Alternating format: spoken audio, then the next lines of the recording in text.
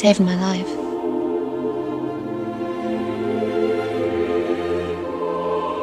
Sarandon is greatly respected as one of those important American actresses. I'm here for one purpose, and that's to live my life to the hilt and enjoy it the same way. Sarandon's acting is very eclectic, very diverse. She brings to the screen something that's got some proper heart and soul. And she can do almost anything. There's very few roles she hasn't played in her life.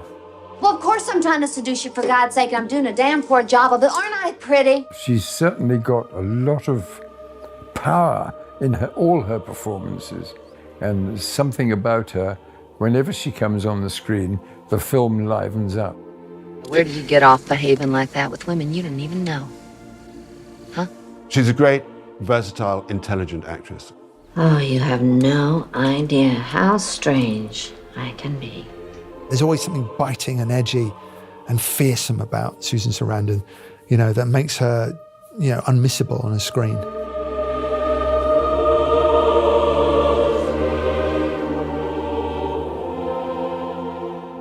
Susan Sarandon was born Susan Abigail Tomlin on the 4th of October 1946 in Queens, New York. She's a fantastic mix of father Philip was of English, Irish and Welsh stock, giving her that fabulous red hair. And her mother, Leonora, was from Sicily, giving her something of the great Italian passion. Her mother was abandoned at the age of 2 at a convent and brought up by nuns. She escaped to America and then had 9 children of her own, which was astonishing. Her father Philip had fought in World War II. And when he came out, he had a career, first of all, as a TV producer, as a nightclub singer, and then finally in advertising. On the one hand, it was a slightly bohemian approach because he understood advertising and TV, but they were also quite a strict Catholic family, and most of her schools were Catholic high schools. She loved dance, she loved ballet, but she also, you know, had quite a strict upbringing and a strict education. She had 4 brothers and 4 sisters. She was the eldest. She went to the Edison High School and went on to the Catholic University in Washington, D.C. to study drama. But this wasn't really to the liking of her quite strict family, and there would be a falling out with her parents as she began her career, that they didn't feel acting was an appropriate career at all. And they didn't agree very much with her politics either. That would obviously become a very famous part of her career. It did turn out to be a life-changing event for her in a number of ways. One, she met her future husband, Chris Sarandon, and they got married while they were still at university. They both went to audition for a film called Joe. She got a part and he didn't. You're coming of age, but you're lost on a page. Oh, Frank, please don't go. I don't feel very good. Oh. Frank! She plays Melissa, who's the daughter of a very wealthy family, but who's also a heavy drug user. So she gets an enormous range to play with very early on in her career. I suppose you would describe it as an American indie. It's like $100,000 budget. It's a film you would say was in the kind of ilk of the work of Martin Scorsese at that time, that gritty New York kind of drama. Susan Sarandon's big break came when she was cast by Billy Wilder in The Front Page. Yes? Can I have a word with you? My name is Fishbein, Otto Fishbein. Oh, if you're a booking agent, don't bother. I am getting out of show business. Oh, nothing like that. I'm a probation officer. Probation officer? What's this all about? Billy Wilder chose specifically Susan Sarandon for The Front Page. It's essentially about a brilliant reporter who is about to retire from the newspaper business and get married. And Susan Sarandon plays his wife-to-be, whilst the reporter's editor is determined to somehow get his journalist to stay. The future Mrs. Johnson, I presume? Been waiting long, darling. Only my whole life. I'm sorry I was tied up. She had a lovely mix, even early on in her career, between the kind of sort of sexy and almost woozily sexy characters and the firebrands. And she could almost move between them at ease. Oh, this is the greatest thing that ever happened to me in my life. Oh, I thought I was. I didn't mean it that way, honey. Honey. Mwah. What is this? The student prints? We're working against the deadline. So are we. She played with Jack Lemmon and Walter Matthau in the film. And that was a great triumph for her because she got very good notices. And I think Billy Wilder knew he'd got a considerable actress in the film because she was not your usual Hollywood star. She was not particularly beautiful, but she had a certain energy about her in all her performances. When you've got sort of Walter Matthau and Jack Lemmon bringing back their old routine for the front page, rival news hounds, onto the story, you need a very sort of noticeable counterpoint, otherwise the two comedians are going to run away with your movie. And I think that's what Wilder saw in Sarandon. I get to pick the clothes. What was it, honey? And I get to pick what words you're going to use about me on the sign. I want my name higher than anybody else's, and I want my name bigger than anybody's. Let's see. I want to be the it girl of the skies. Well, that's what I'll be. No, that isn't so good. Stop her, Doc. Nobody's going to stop me, Mr. Brown! The Great Waldo Pepper is a film that I feel should be better known. I love this film. It has a wonderful script. Robert Redford as a barnstorming pilot because he didn't actually just get to see any aerial action in World War I. So he tries to find it through stunt work after the war. And gradually over the course of the film, people get less and less interested. And so Susan Sarandon is brought in as the glamour puss. She's essentially the very, very attractive woman who's going to stand on the wing of the plane. It was all played at sort of quite a light comic touch. Apart from the bit that involves Susan Sarandon, she has a small role as the starlet that Redford hires for his ultimate dare. Mary Beth! Take it! Take my hand! There, no!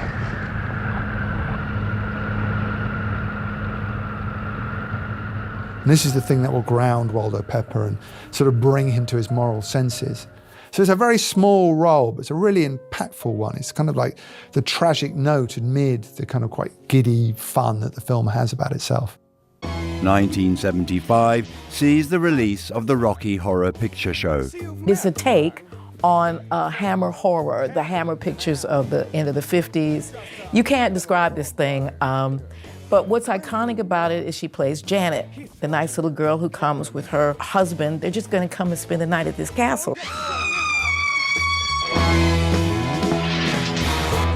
Really, it's all about sexual liberty and not being a prude and throwing off the shackles of society and having a party and, not worrying about gender or any of those things, Susan Sarandon begins the film arriving at his house as a very straight-laced, very prim and proper girl.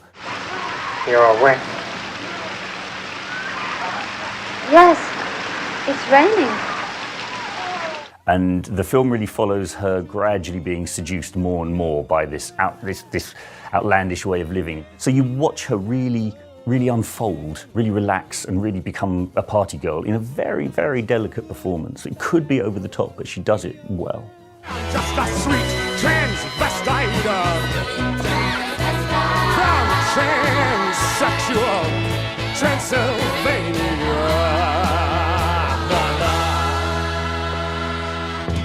Pretty Baby began a period in Sarandon's career where she was taking on quite controversial films. It also coincided with a relationship with Louis Malle, who would direct Pretty Baby. And Louis Malle wanted to push the envelope and certainly wanted to push what he saw as American sensitivities. Something must have went wrong when your ma was carrying in her pouch. Oh, yeah, something went wrong. My mama was a whore. She had me in a house just like this. Now I'm a whore. I don't know anything except a man lying on top of me, scared to death I'm gonna get the little casino. Oh, Pretty Baby is 1978, Louis Malle, the great Louis Malle picture. Brooke Shields plays a little girl growing up in a whorehouse in the French Quarter in New Orleans. And Susan Sarandon plays her mother, not a great mother by anybody's definition. And the film really studies how Brooke Shields, as her daughter, slowly becomes indoctrinated into the world of the brothel. It becomes her home. Such that when Sarandon, her mother, gets the chance to escape and marry and leave that world behind, Brooke Shields won't go with her. Why are you acting this way? What ails you? Violet? Violet, I'm talking to you! Oh, God, I'm splitting. I'm gonna stay here. I think it is the first of her really mature roles as someone who is caught between what she has to do to survive and the need to either escape from that with or without her daughter is conveyed with absolute complexity and absolute conviction. It was a feather in her cap, even though she played not exactly an admirable character.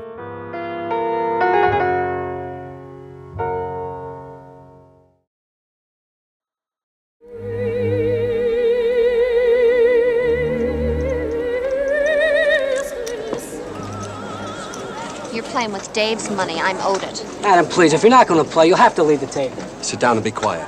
Oh, yeah, you're buying me roses? I'm getting fired from my job. I'm supposed to sit here like some Vegas bimbo? Look, mister, I've got hoods beating the shit out of me. If I'm going to get beat up for money and drugs, then I'm going to have that money and drugs on me. Don't touch the suit. Atlantic City is one of the great American films of the decade. It's all about losers and people who are in the last chance saloon of their lives or careers. And in it, you have Burt Lancaster as this has-been gangster. He used to work for Bugsy Siegel at some point. It's never quite clear how high he rose within the ranks. It is Burt Lancaster's last great performance, and he is absolutely magnificent in it, as is Susan Sarandon. I'll do it.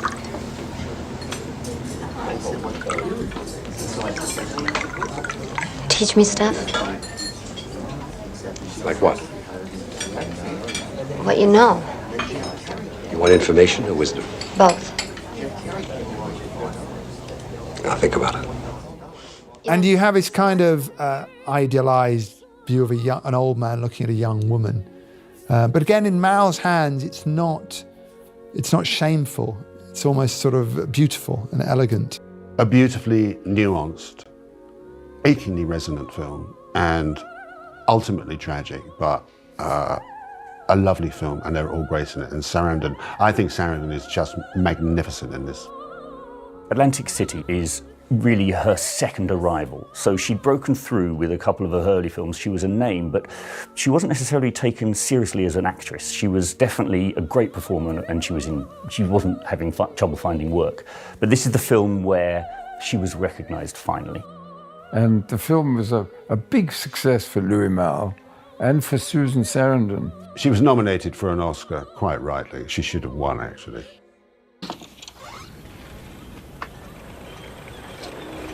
Jane, at last we meet. Darrell Van Horn. 1987 is The Witches of Eastwick. It stars Susan Sarandon with Cher and Michelle Pfeiffer and Mr. Jack Nicholson as the devil. And each in turn will be seduced by Jack Nicholson. And that is your selling point of the film. It's kind of how will Jack Nicholson seduce these great female actresses? And they're beautifully cast because they're all quite formidable in their own right. You know, they can stand up to Jack. In fact, Sarandon didn't know. She thought she had the Cher part, and she didn't know until you arrived on set that Cher had nabbed her part. She preferred that one. So they had to swap roles, which was a little bit unfair. But of course, she's a pro, and she sort of did it. So she plays the cellist as opposed to the sculptress. The Susan Sarandon character is very, very uptight, and she's the least likely to fall for his ways. But she gives this amazing performance when the two go head to head of, you know, watching him open her up in this slightly comedic but very sensual way.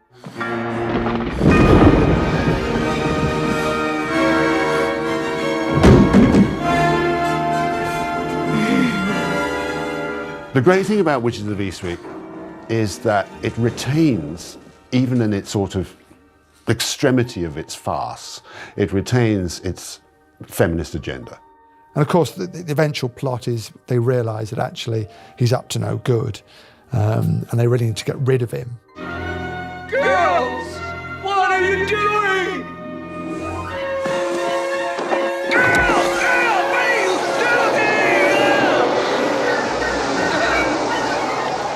If Susan Sarandon has a great film in her work, then it has to be Bull Durham.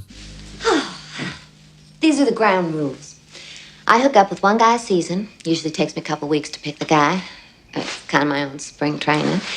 And well, you two are the most promising prospects of the season so far. So I just thought we should kind of get to know each other.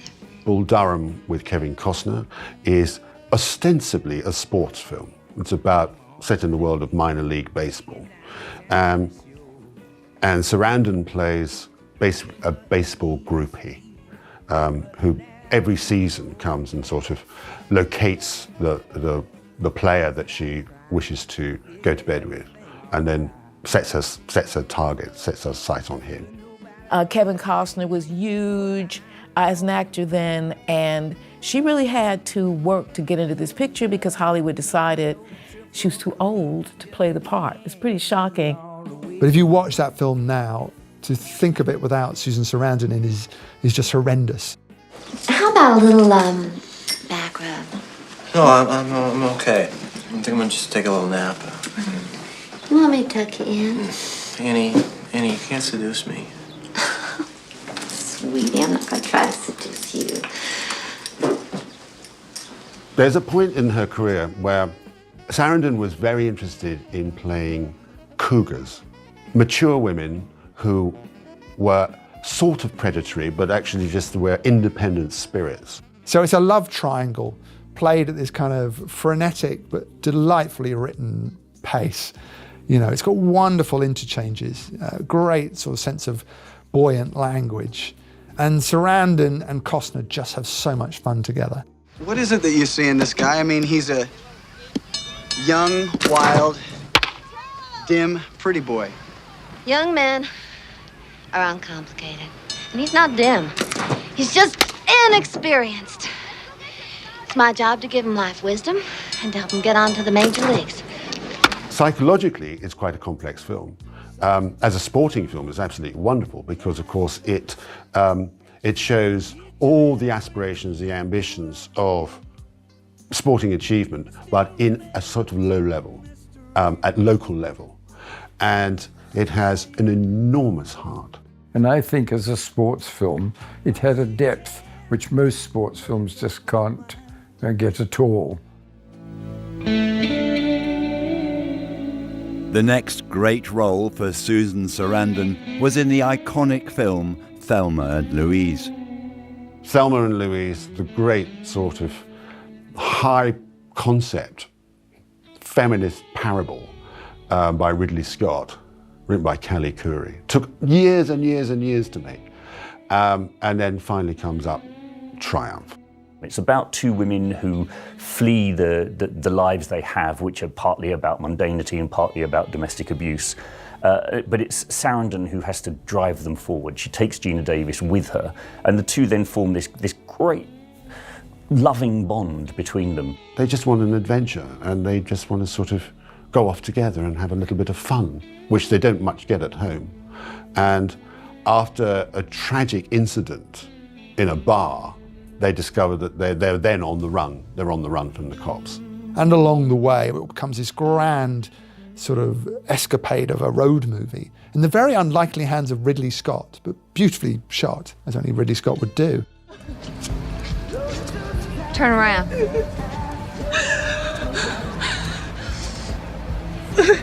In the future, when a woman's crying like that, she isn't having any fun.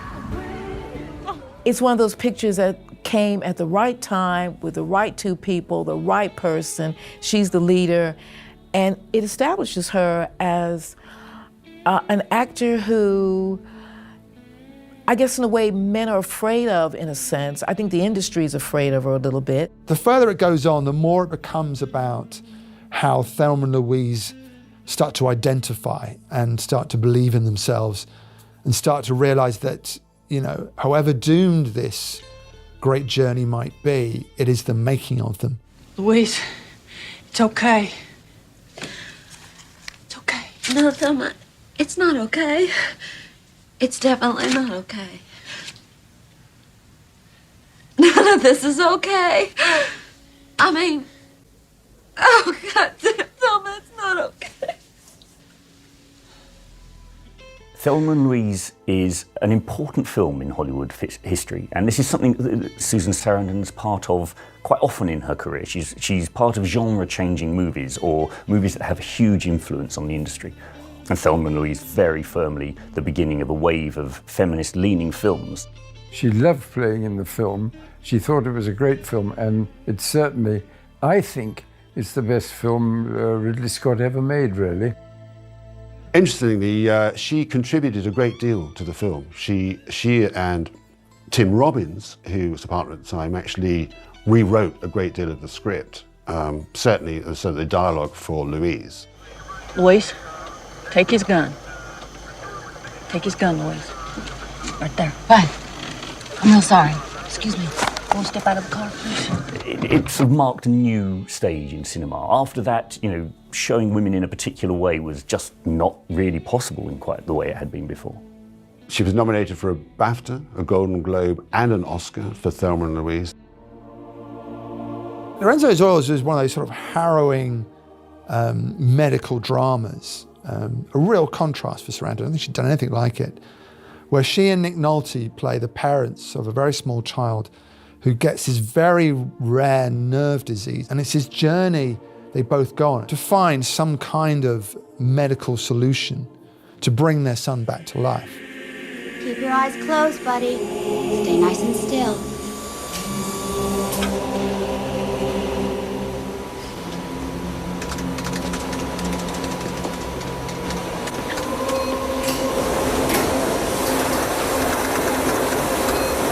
It's a true story about someone who genuinely did go through all the medical research, looking for the clues and the hints, and discovering that a very unlikely option may be available to help save his son, the oil, the rapeseed oil of Lorenzo's Oil.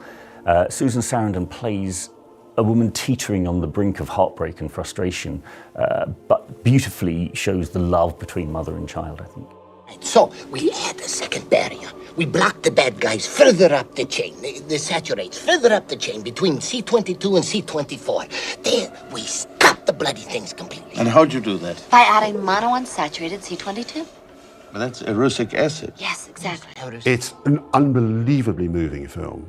It shows the determination of two parents to, through unbelievable endeavor and unbelievable work, to actually locate a cure. And it's tremendously fraught, dark drama, full of great and fierce emotion from both Sarandon and Nolte, who are quite, fiery actors. Then think, my brave boy, if they can ever give you back your myelin, you'll be able to tell your brain, to tell your toes, your fingers, your anything, to do what you want them to do.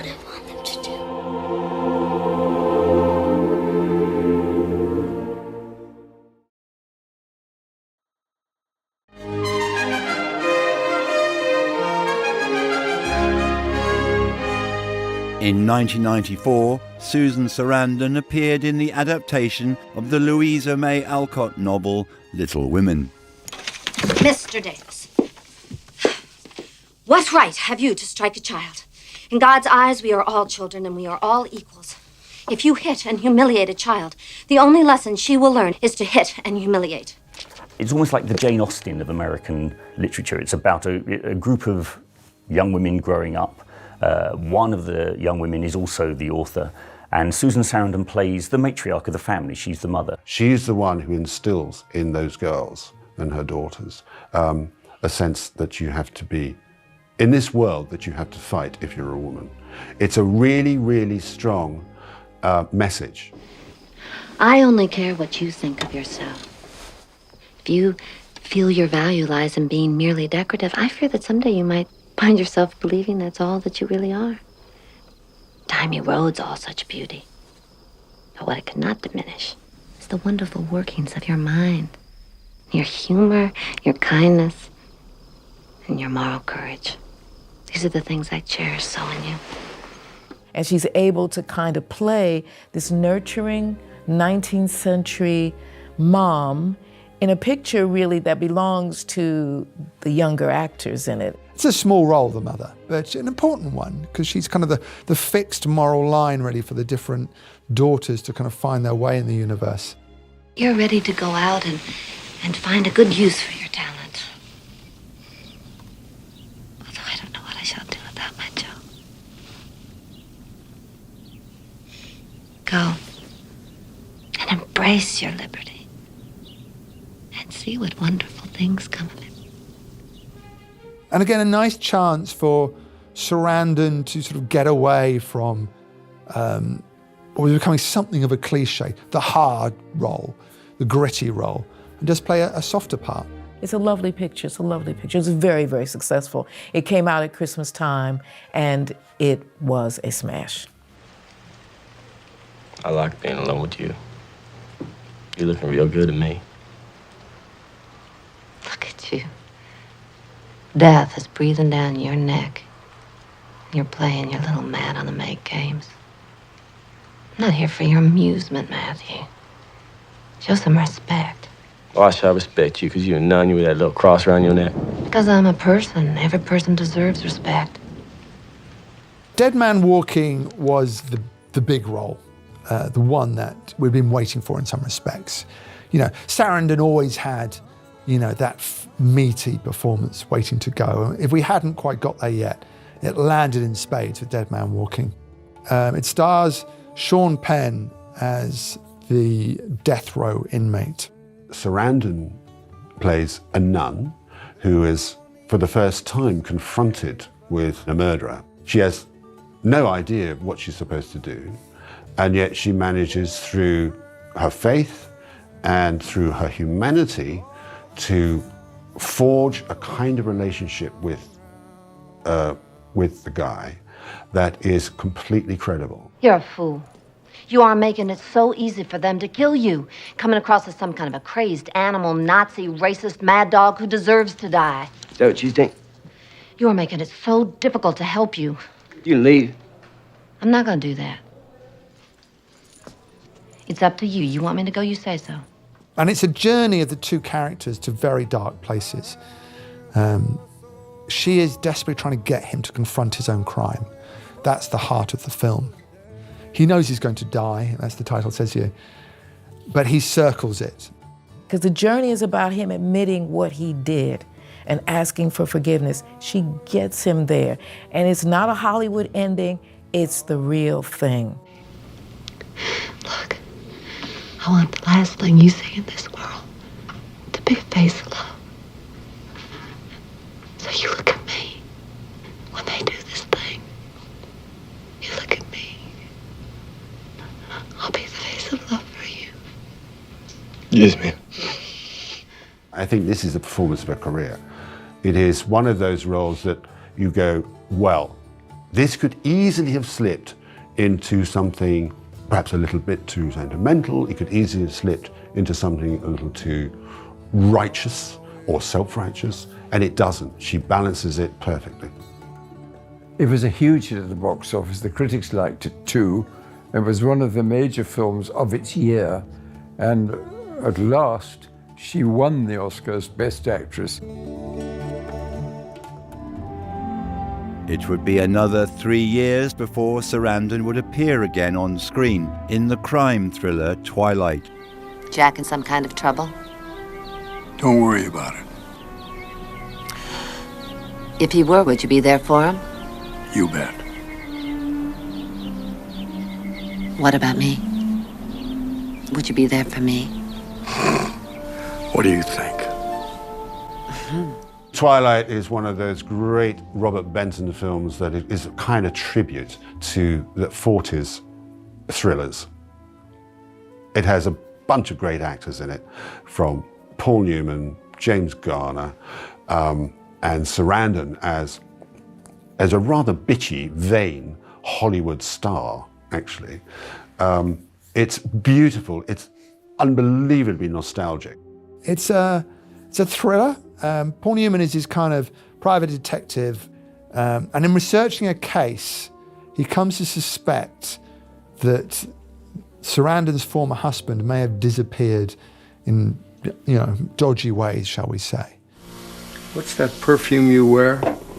The reason I ask was still in the air when I got there. Harry, a lot of women wear Ball of Versailles. It smells different on them. Twilight is one of those films that have such good ingredients, you don't know why it doesn't quite work. Susan Sarandon gives a certain lift to the film. It's not a hugely successful film, but she is, as always, excellent in it. I think anybody who likes those 40s thrillers would have enjoyed Twilight. How you feeling? Well, my husband had a heart attack, and the doctors ordered him to stay in the hospital, and the nurses advised him to stay in the hospital. I pleaded with him to stay in the hospital, so naturally he's on the way home. That's not what I meant. I know what you meant. Stepmom is 1998, in which Susan Sarandon, again, I think a very smart choice. She plays a dying mom who realizes that she has got to relinquish her control in her heart to her husband's new wife, played by Julia Roberts. Don't take this out on him. It's my fault. Honey, I'm so sorry. But you're not making this any easier on anybody. It is not my job to make it easier for you. It is my job to take care of those children, and they don't want to be with you.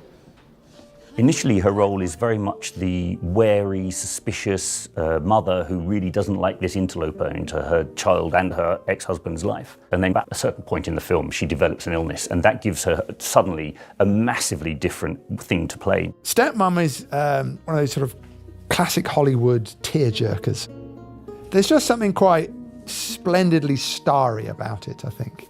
These two very different actresses, both big stars, playing quite old-fashioned Hollywood roles, but giving them some oomph and life.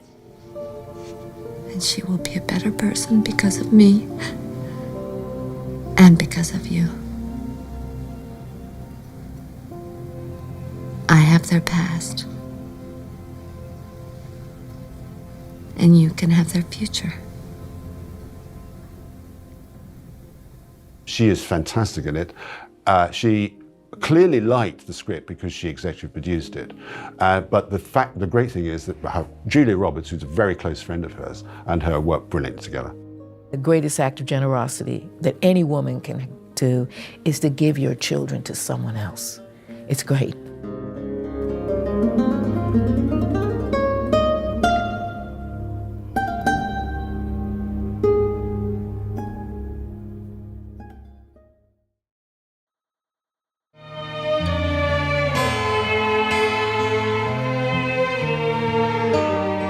In 2002, Susan Sarandon appeared in the indie comedy drama Igby Goes Down.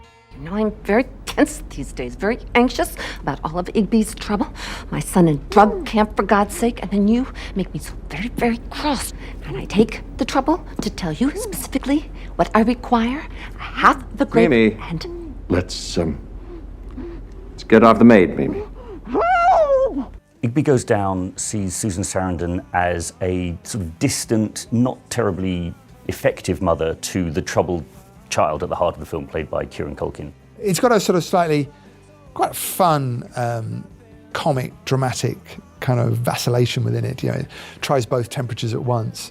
And it's only a small role for Sarandon. But it's a little bit like a sort of Wes Anderson film that doesn't quite make it to Wes Anderson levels. Having played a lot of mothers, this is one of Sarandon's bitch mothers. I mean, she is really, really ghastly in it, but she plays it again with great authenticity. Igby, I take it you know DH is your father. No. I'm really glad I told you. The film was really well received by critics, and Susan Sarandon earned another nomination from the Golden Globes. Mom, you're being weird.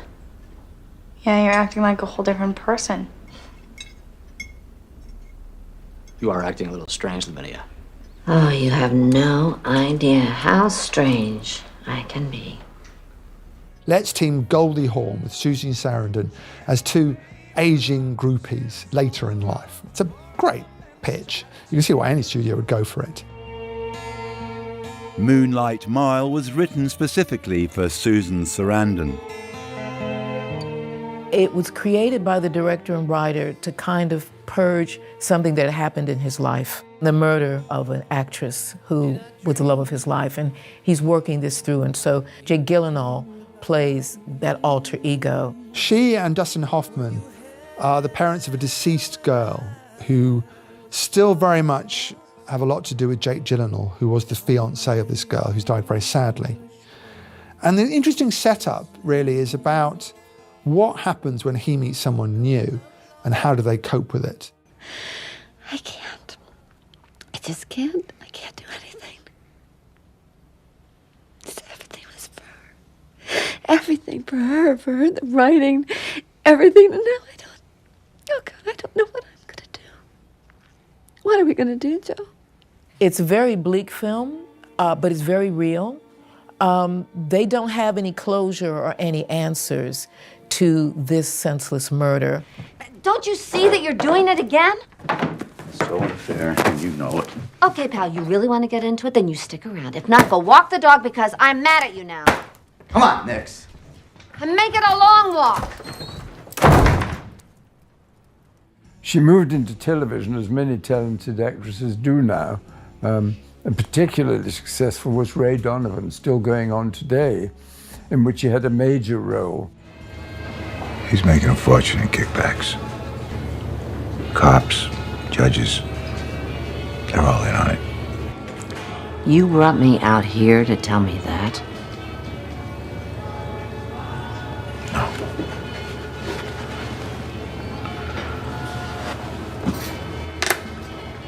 What's that? Ferrari, Doing what? telling me to kill a judge.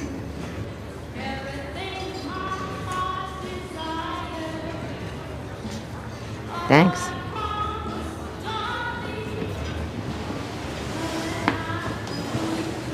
Ray, you gonna be all right?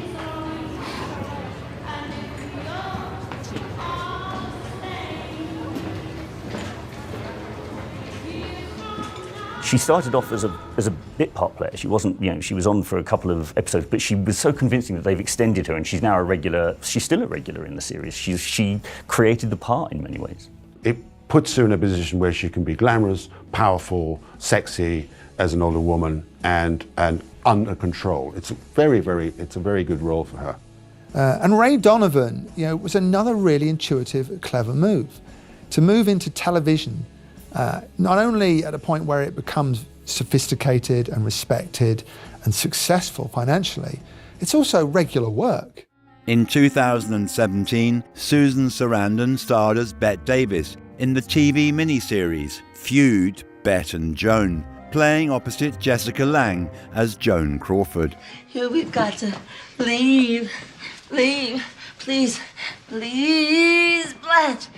Blanche, please. Cut.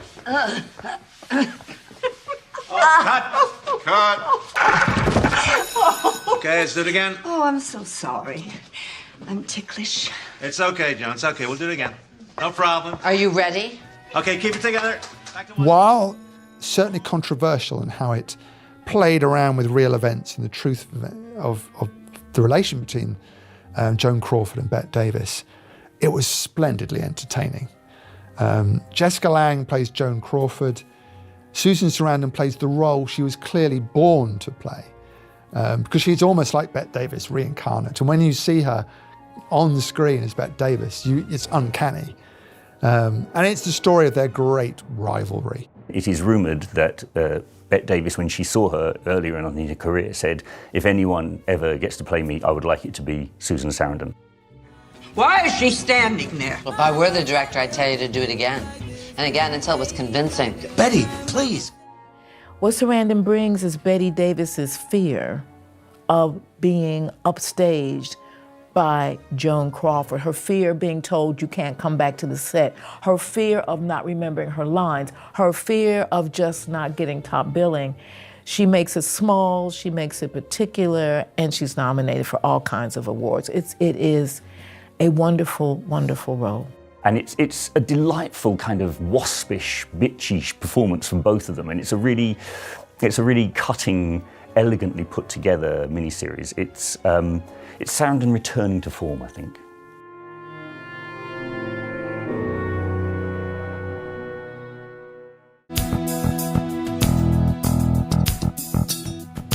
Her legacy to date is sensational in a way.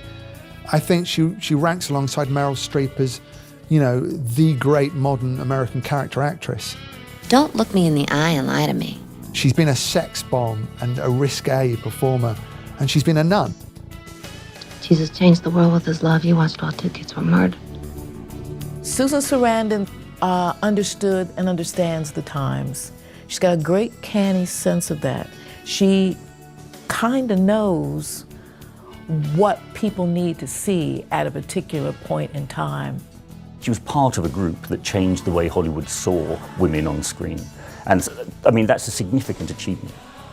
Well, now you mention it, yeah, you seem like you're crazy or you're on drugs.